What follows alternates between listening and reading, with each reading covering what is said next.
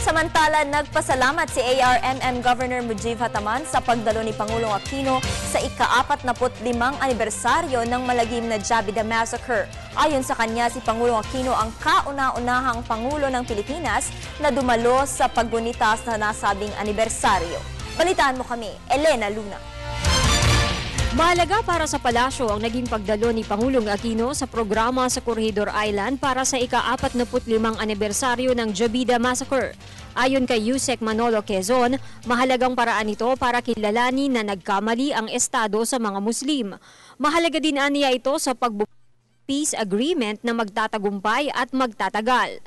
If anyone is going to be pleased by this observance, ang mga kapatid nating Moro bilang hustisya at pagkikilala, pagbibigay ng karapat-dapat na pagkilala sa naganap at sa mga sentimento at naramdaman nila.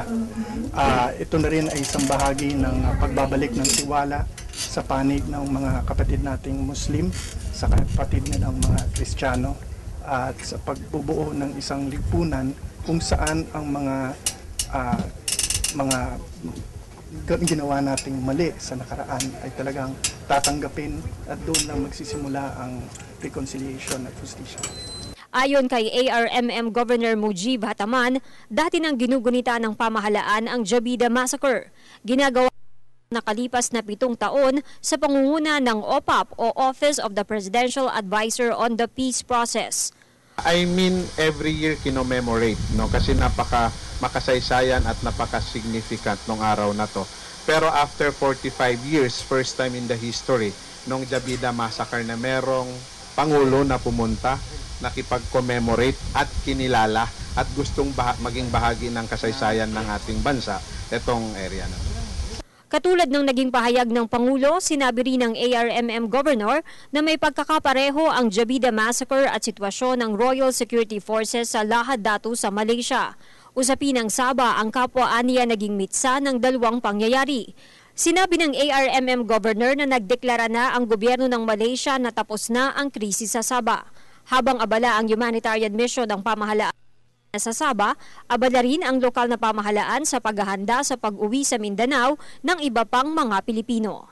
On our part, si Pangulong Aquino as early 1 week or 2 weeks ago, nagbuo na ng Crisis Management Committee kasi na-anticipate na ni Pangulong Aquino at that time even during negotiation ang impact or yung repercussion itong crisis na to, yung pag-uuwi ng ating mga kababayan doon. Kaya ang pinag-aaralan na namin ngayon, 1, yung emergency response, kung darating sila, ano yung maitulong at may paglingkod natin sa kanila. And yung third, yung rehabilitation sa kanila. Kaya nung isang 2 days ago nga, si Secretary Pahay at si Prosi Alcala, nag-meeting kami kasama si Babe Singson, parang kinausap yung autonomous regional government para maghanap ng tig 2,000 para kumbaga mag-develop ng isang integrated area communities. Kung halimbawa magkaroon ng influx, at least ready tayo. Hindi yung malagay sa alanganin yung paghahanda natin. Mas doon na kami busy ngayon. Para sa Telebisyon ng Bayan, Elena Luna.